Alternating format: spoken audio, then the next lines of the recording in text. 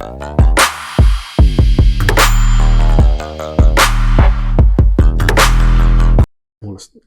up? What up? What up? It's T-Bass and Shamar show. I'm Shamar. I'm T-Bass. How y'all doing today, man? We're here to talk a little bit of football. Football started last night. Yeah. Philadelphia played the Dallas Cowboys.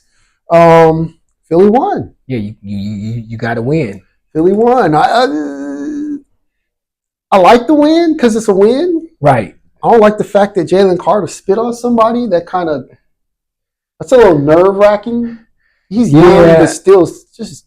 Yeah, that was unnecessary, and he'll pay the price for that. I mean, when he writes that check, or when he misses that money or whatever, he'll definitely think about that. But here's what I saw.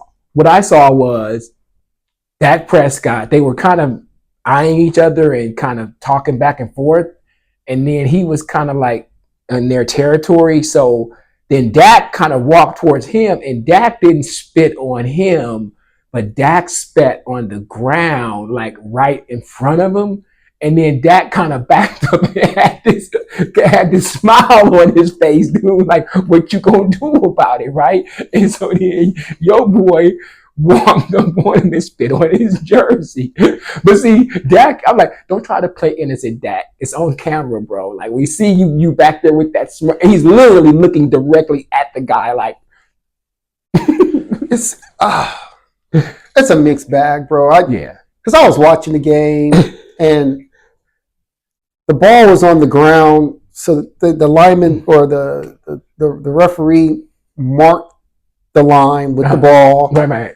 Jalen Carter was behind the ball, right, or in front of the ball, however you want to say it. Yeah. Dak and them are in their huddle, and so they're literally about 10, 15 feet apart. Right. So when Dak was in the middle of the huddle, he spit.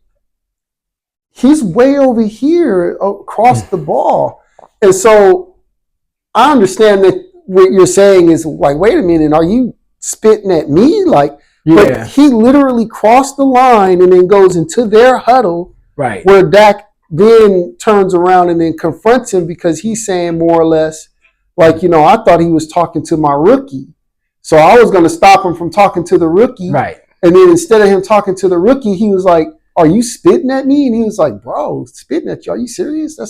Why would I spit at you? He just had this smirk on his face. He did have a smirk on his face. He had a smirk on his face. And when he did spit, it was on the ground. But dude was like from here to that window over there. But irregardless, you're not supposed to lose your composure. No. Especially if you can affect how your team plays that night. Oh, man. Yeah. I'm trying to figure out what convinced Jalen Carter to even approach their huddle. Right. You don't walk up on the huddle. Wait a minute, because let me ask you a question. This is just a quick question. If the referee has put the ball down and you walk across, isn't that's unsportsmanlike conduct? Not unsportsmanlike conduct, but isn't that, how is it called? It's called when you go over and there a false start. No, it's not a false start. It's what the defense. The game hasn't even started yet. Oh, the game hasn't even started, and so you kick the ball off to start the game. Right. There's an eagle sitting on the ground. He's hurt. They got to go get the cart. Right. And they mark the ball here. Okay. And that's the line of scrimmage. Your team huddles here. Right. Their team huddles there. You're sitting over here looking across. And he spits on the ground. But let me ask you a question. What that got to do with you? Yeah, but he just lost it. But it's offsides? Isn't it offsides if you cross the ball and the ball has been placed down? Only if they're all lined up. Okay, and they're in their thing. And they're about to start a play. So obviously you can cross if the ball is just sitting there, you can walk across the ball. No, that's unsportsmanlike conduct. You're not supposed to go into another team's huddle. Okay, got you. So, yeah. I wonder why they didn't flag him then. They kicked him out. I mean, no, I'm saying before you spit on the guy, why didn't they throw the flag after he crossed the line? Because the game really hadn't started yet. Okay, yeah. They hadn't even played one play yet. No, I know, I get it. And so, I guess, had he walked over there and said a couple of words and then went back, the rest probably would have been like, you know what? Don't do that mess no more. Right. The game just barely, we ain't started yet. Don't do that mess. But he went all the way over there and then spit on him. Like, dude, for real? Yeah. Like, for real? Like, so if I was the owner of the Eagles, I'd apologize to the league. I'd apologize to Jerry Jones. Say, hey, look, that's not our care. That's not us at all. That's not something we do. That's dirty. That's just plain silly. Don't worry. I'll discipline my guy. Right. I would fine him and suspend him for the Kansas City game. I'll teach him a lesson. Right. Because anywhere else in this country, you spit on someone, I believe they can press charges against you for assault, if I'm correct. Yeah. Like, you can't just spit on someone. Yeah. So, I mean, you got off to an ugly start, but you got the win. Yeah, it was an ugly. I mean, that's it. First game. Yeah, and the game hadn't even started, and that's on him, dude. But you got to win. No, I'm saying if the game itself or the win itself was an ugly win, Dallas, as I expected, played well. Right. Like, a lot of people, the Eagles are just going to blow them out. I'm like, no, it's the Dallas Cowboys. They're not trash. Right. Like, because when they get in the playoffs, they don't win. Right. They haven't been to a Super Bowl in a while. Got you. That don't mean they're trash. Right. In the season, oftentimes they finish 12-5, 13-3, shit like that. Yeah. So it's not like they're a terrible team. And so I expected them to come. You got last year was an anomaly. Dak gets hurt. CeeDee Lamb gets hurt. Half your defense gets hurt. That's why they were trash. Right. This year you come back fully healthy. I expect you to be a 10-win team. You guys are the Dallas Cowboys. You have your full complement of players. Mm-hmm. So this whole Philly's just going to go in there and blow them out. I was like, I'm not feeling that. I don't think that'll happen. But I did expect a win. Their offense looked good. Their offense was consistent. Does the absence of Micah Parsons, does that affect Dallas's defense? Because that pass rush wasn't great last night. So but they did well. I mean, they pressured. They sacked Hurts once, or twice. I don't know. They pressured him quite a few. Right. Philly didn't score a point in the second half, but neither did Dallas. Right. In my opinion, Dallas played a solid game. No. I mean, they played a solid game. Yeah. I mean, that's why the score was what it was. This is what I would expect. Any team that thought they got Dallas on their schedule right now, that had that as a win, right? You might as well take that out your mouth right now, because to me, Dallas looks like back to Dallas. It looks like a solid team. They're competitive. They look like that team that if they come into your house, you better not be sitting there saying to yourself, okay, that's an automatic win. Right. I would rethink that thought. Right. Yeah, no, for sure. I would rethink that thought. For sure. But at the end of the day, both teams looked pretty well, and Philly got that win. And I'm happy with that win. First game, they look a little rusty. Hey, Raiders, we need a win this Sunday. I mean, we got to get out of the gate. Playing in Boston, and you got to go in there and figure out a way to get a win, man. To get your season started and get off to a good start. Because we was discussing it the other day, and I was like, here's the problem with the Raiders' schedule is that if you don't get a win in Boston, and actually all the experts and prognosticators and all those guys have actually said that the Patriots are better than us. I think like they're ranked higher than us. Yeah. So you got to figure out a way to go in there, squeak out a win, because guess who you see the next week? You got the Chargers, who are, and I think the Chargers are in our house, which is kind of nice, but that's always a tough game to win. So now, I'd rather be 1-1 as opposed to 0-2 or 2-0. But like I was telling you, we see the Chiefs week 7. Here's where I think the Raiders need to be and should be is you need to at the bare minimum be 500, be 3-3 by the time you get to Kansas City. I can see that. You can't be 1 right, whatever. But after the first 3 or 4 games, we're gonna know where the Raiders are at. That for me, for them, right? I can see that. Other teams, it might take a little bit longer, but first 3 games, we're gonna know exactly. Here's what I'll say, because actually, the first 4 games are all kind of tough, challenging games. And so I'm like, if you guys can fare well and get out of the gate quickly, you probably can get to those 10 wins, because after that, the schedule kind of tapers off a bit, right? And you're playing more beatable teams. So, but that first 4 weeks is gonna tell the story. You got to figure out a way to try to get some wins early on and get going, get that going, as opposed to being 0-4 or 1-3 and all that stuff. So that's what I see. I just want to see. I really want to see Genty. Yeah, you want to see what that looked like. I want to see what he looked like, because in my mind, I watched him play at Boise State. I've seen him play live. I've seen him play, pretty often on TV. He reminds me a lot of Marshall Faulk / LaDainian Tomlinson. Mm-hmm. Like he's in that mold to me. Mm-hmm. No, you're right. We'll see. I think the Raiders line is going to really be the telling story. Yeah, that's the key to everything. That's really the key to everything, because not only can you block well for Genty, right? Also, can you protect Geno Smith? Right. Can you protect him? Here's the funny thing about Genty, though, that I read someplace, and they were just saying the Raiders, they like it and it looks good and stuff like that, but we hope you're not going to continue to try to just run over people.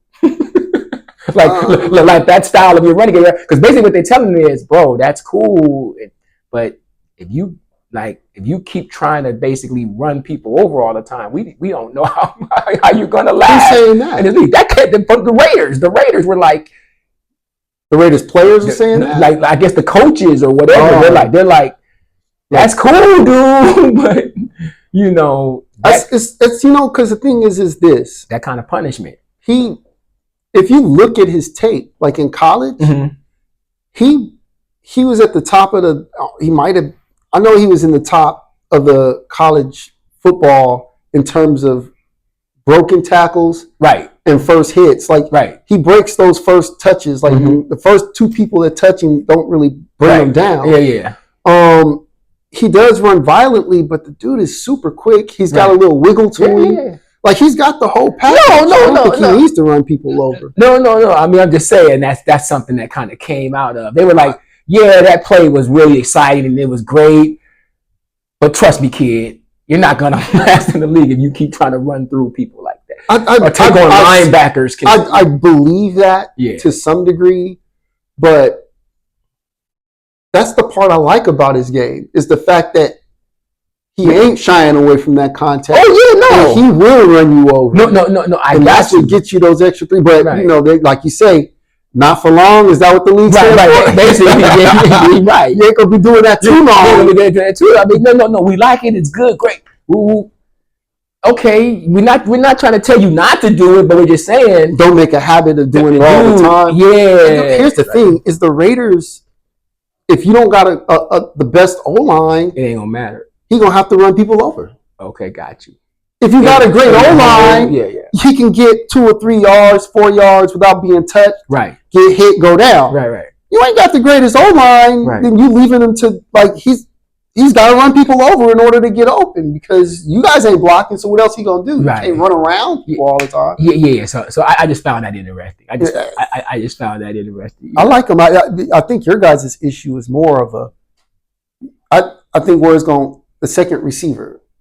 Are you going to be Jacoby Myers is great, Bowers is great, right? But they're going to need that second receiver. They're going to need that second guy to step up to take the double team away from Myers and to keep Bowers healthy. You need that extra third guy there. That way, because when you run, and say he's a 1,200-yard back, then that means that when he runs, he's going to be commanding attention from the linebackers and the line. These people are going to now they're going to have to stack it 7, 8 men in order to stop him, which leaves Myers and Bowers open through the middle. You're going to need that third guy so that way they can't double team this guy and play this guy underneath, right? So I think that's really the main issue that I see with the Raiders, is both the secondary and the No, definitely the secondary. Yeah, the secondary is a concern. And we'll see how these guys our receiving core does. They have receivers there. I think they're just young. It's like they're just young, so the young guys are just going to have to play well. Because Trey Tucker is one of our guys going to get a lot of time. Trey Tucker, and then they got this new kid that just came in on defense, on offense. He's a receiver. Yeah, from Tennessee or from something Tennessee, like that. I believe. Yeah, from Tennessee. I hear he's pretty good. And so, if he can, do his thing, I do think they need to go out and get another threat, though. It's like you guys got to get another threat, man. Unless this guy turns into one, yeah, because there ain't too many people out there right now. Yeah. So I could see, I would like to see Philadelphia go out and get Stephon Gilmore as a cornerback. But I could also see you guys stealing him away. He's in free agency. Nobody's got him. And I can see you guys saying, you know what, we can use that little bit of extra secondary help. But the Raiders don't ever do shit like that. Do they? I mean, let's be honest, dude. Like they miss on a lot of players, huh? Like they don't really make a bunch of moves. Well, maybe Pete Carroll might be able to change that. To change that and say, nah, man, this is what we need to do. Right. And then from that point, 2 years of Pete Carroll kind of changing the way you operate, the way you pick players, the way you use your players, the way you train your players up. Right. Maybe he could bring in usher in a new way. Yeah, and with Brady being there too, just looking at different. Yeah, man, like why are you guys operating like this? Do your this is the way you should be operating in football. And so we're going to see. I'm excited though, dude. I can't wait. New England, that's a great opening. If we can go in there, like I said, just get a win, and then get to the following week, and hopefully we can get a win against the Chargers. That'll be a tough win. Will we be? I think we can beat them. But they got to just play solid football, man. You got to just play disciplined, solid football. So that's what I see for the Raiders. You say you're not gonna watch the game. You're gonna be doing your thing.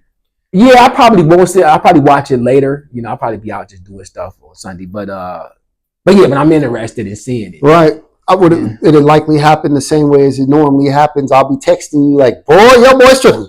Yeah. And I just be like, man, I don't even want to. Oh man, I'm so glad I didn't stay home and watch these guys. It'll be nice to see them come away with that win, though. I mean, I have to be honest with, like, honestly speaking, dude. I don't know though. Let me be totally honest here. I want to believe that the Raiders are going to surprise some people. Like, I really want to believe that. But I didn't get that indication from preseason. Right. I was like, you guys kind of still look the same. You're still doing kind of the same thing and the same stuff. So why do I feel like on week... Now, here's all I can say. Is that we didn't play our starters a lot. We didn't during preseason. And so maybe those guys... Well, I'll say this. When I did see the starters out there, I liked what I saw. And I was like, okay, this looks kind of good. Okay. So maybe with 4 quarters of that squad on the field, yeah, they may be able to turn around some stuff and score some points. And this is the thing, though. The Raiders were. It's not like the Raiders weren't competitive last year in games. They lost close games. Yeah. Like I can recall 2 games they gave away. Right. And about 3 or 4 games that were just completely really close. I mean, they could have went either way. Right. And so now instead of having 5 wins, now you could have 9 wins if those games go the other way. Honestly, I like your quarterback. I like Geno Smith. Right. Yeah. I think that he's better than the other 2 that was there. Right. Last year you got rid of Jacobs, so you didn't have that thumper. Now this year you do. Right.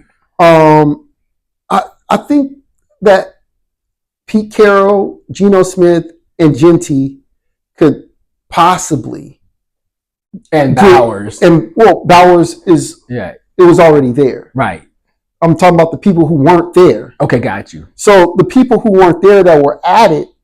The coach, the quarterback, and the running back. And the quarterback is the key. Right. And this the could coach. actually add 3 or 4 games, like those games that you lost close. Because I don't see Geno Smith having the ball hyped and then go behind him, and then all of a sudden the Chiefs win. And I don't see that happening. I think that those 3 things could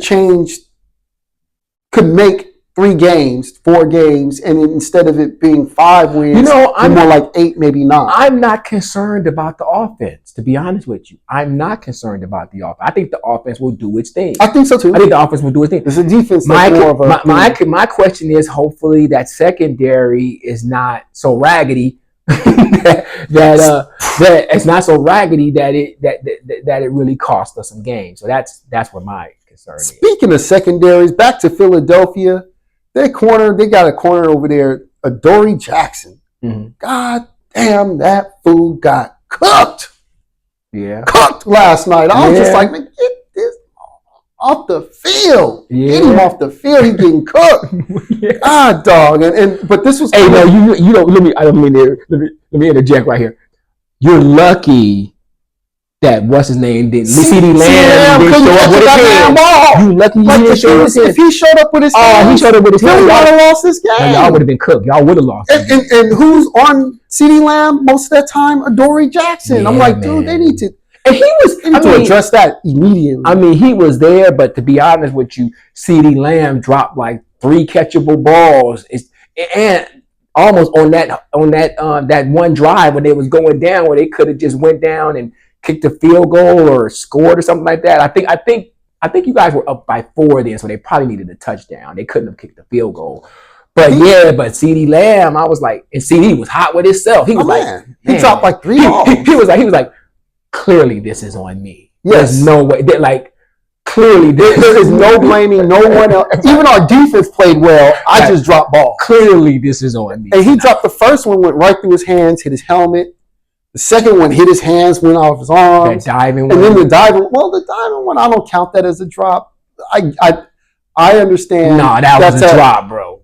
It's hard to catch a diving ball. And it wasn't the greatest ball that thing went right through his hand. He was to make that catch. Well, he's laid out. Right. And so that one I can say it's a tough catch. It's a tough catch, but it's supposed to be a catch for a great receiver. And that's what they said on TV. Basically, it's a tough catch. It's not the best thrown ball, but this is what you get paid $100 million for. Right. This is to make the tough catch. That's why you're CeeDee Lamb. This is why you're CeeDee Lamb. But I can forgive that. But the other two, oh, no, brother. You just missed those. Right. And so, in my mind, Philly's secondary, and it really wasn't the secondary because Quinyon Mitchell, the others didn't do too bad. Mm-hmm. Adoree Jackson, I don't even know if Keely Ringo even made it out there. They were getting cooked on the other side, and I think that this is going to be a recurring theme. Right. So Mahomes is like, oh yeah, we're not even going to go on this side of the field, or regardless of this, whoever number 8 is guarding, right? That's who we going to every time, and that's what they did every time. I was like, this guy's trash. Yeah, get him out. And so they try to put someone else in and pass interference. Like the guy that came from Raiders. Let's just now forget his. So you bring up the Chiefs. What do you think about that game tonight? Chiefs Chargers. We'll find out. Yeah. I don't know. Everyone's always Chargers, saying, bro. Yeah, everybody's always counting the Chiefs out each year, and then they end up with 15 wins. No, exactly. I'm going Chargers. I believe the Chargers need to step up. I think if there's any team in the AFC who could beat the Chiefs, along with themselves, but that's more of a hatred thing. That's more of our motivation. We hate these guys, but yeah, it's like I want to see what because we see them next week too. So I'm like, yeah, I don't know. I'm gonna take the Chargers tonight over the Chiefs. Everyone does, but here's the thing: that last year the Chiefs lost the first game. Right. I mean, they ended up 15-2, 14-3, or one of those. But right.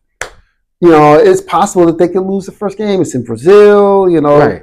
I would lean to say that the Chiefs will win. You're taking the Chiefs. No, that's cool. I don't want to say I want to see the Chargers win or the Chiefs win. I'm not really partial to either one. I want the Chiefs. No, I am because they're in my division, right? And I'm like, no, start chipping away at them. Of course, you gotta start chipping away at them. You gotta start chipping away at it. I think I'm going to say Chiefs will win. Okay. 24-20. Okay. Same score as last night, 24-20, something like that. Yeah. But I could also see them losing. It's not that I couldn't see them losing. Right. I'm not. I don't know what Chiefs team is going to show up, but typically they win 12 wins. They get 12 wins under Andy Reid. Yeah, so yeah. I just know, man, that AFC West is just going to be a dog fight, dude. At least you think. I mean, it should be because I think that Denver should be better and more competitive. I think the Chiefs are really going to get challenged this season, man. That's what we say for the last 5 years, and they've been destroying that division for the last 5 years. That's true. And I think the Chargers are going to be competitive. I think Denver's going to be competitive, and they lose. Yeah, no, Denver's been down the last 2 years. They're kind of just re-emerging. The Chargers typically underperform based on their team. Raiders just can't get their stuff together. That's our story, right? It's like, when are you guys going to really become the Raiders? And so that's our story, right? And so and with all that dysfunction and they know how to capitalize on that dysfunction, right? So they are a good team and a well-coached team, and a lot of times, man, in sports, that's how you become a winner. You just win the games you're supposed to win, right, and capitalize on your opponent's deficiencies. So, yeah. So we'll see. I'm so happy it's football season. Quick question. Quick question. So then Sunday night is Bills Ravens at Buffalo, I believe. At Buffalo, who would you take there? I think I'm gonna go Ravens, bro. I think I'm gonna go Ravens. Initially, I went Bills. But I haven't done any kind of reading on the Ravens or whatever. So after I started doing a little bit of research on the Ravens and Bills, it could go either way, bro. Of course, absolutely. That's just for me, honestly speaking, that's a tough call because that's just a toss-up game. I could. Sometimes the Ravens are inconsistent, though, dude. I think I'll go Bills. I'm gonna take Bills. I'm gonna go Bills over Ravens on Sunday night. Wow. Only because I feel like sometimes the Ravens take a minute to get going. Yeah, and I'm putting it out there. I'm calling it because I'm not a believer. Okay. Bengals lose to the Browns opening day. No, I'm taking the Bengals. I'm taking the Bengals. I don't believe them. Until they prove me wrong. Right. I don't believe you. I don't care about in either one of those teams. Neither do I. But I don't believe them. But I'll take Joe. Yeah, I'll take Joe over because who's the Flacco. Flacco is the quarterback for the Browns, and the Browns got a decent defense, whereas the Bengals have no defense. That's true. I mean, I could be wrong, dude. For me, the Bengals are fool's gold. Yeah, they're fool's gold. They look shiny. Yeah, they look great. You put them on your arm, and you're like, woo, that's that bling. But then after about 15 games, your arm is purple. If the Browns get a win, I'm happy. Because here's the thing: of the two organizations, I take the Browns over the Bengals. I have no interest in the Bengals. It's just So I'm more into the Browns. Like I even like the Browns gear better. Yeah. I'm more of a Browns guy than I am a Bengals I'm not guy. a Browns or Bengals guy. I like both teams about equally, but people talk about the Bengals like, well, if they get their defense up, they'll win a Super Bowl, which I believe. If their defense could be middle of the pack, 13, 14, they might mess around and get to a Super Bowl. They're trash. I'm always happy to see the Bengals struggling. Because they're in the AFC, and that's just one other team we have to go to, right? I'm like, no, dude, let them be wishy-washy, right? I hope they're wishy-washy. That's how I am about the Packers. Super Bowl, I'll be like, I'm kind of hoping they're wishy-washy. I'm not. I'm not hoping the best for right, them. right. And the Packers, the thing is, I think that now the Packers are kind of established. Like, I think, unless they have a huge fall off. If they have a huge fall off, but so the Packers are, I think they're better than the Bengals, but they're kind of like the Bengals a little bit, where they have these flashes of boom, but then, so.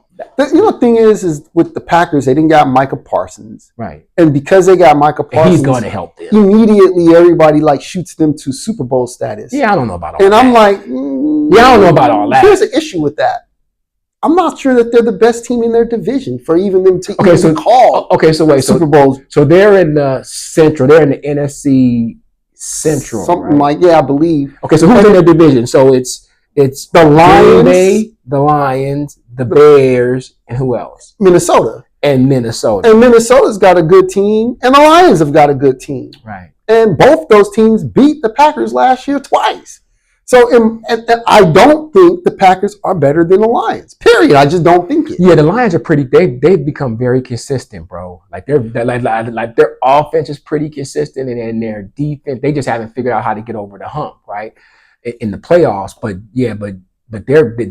they're a consistent team now. They're consistent, and I'm a believer. I can definitely see them winning 10 games minimum easily. Yeah, the Lions, like for sure. Like easily. I can see Minnesota winning 10 games. I can see the Lions winning 10 games.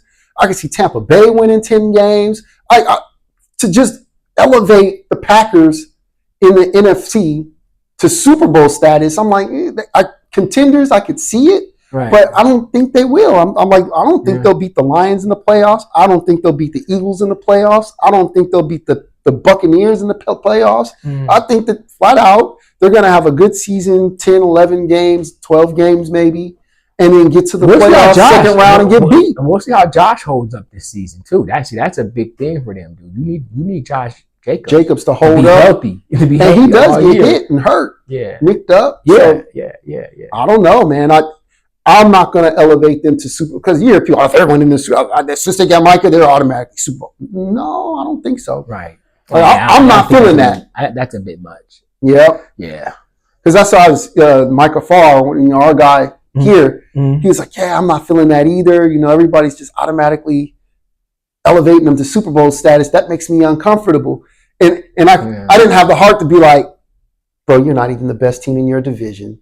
I don't know why they're elevating you that way, because you're not even the best team in your division. In fact, you might even be the third best team in your division, even with Micah.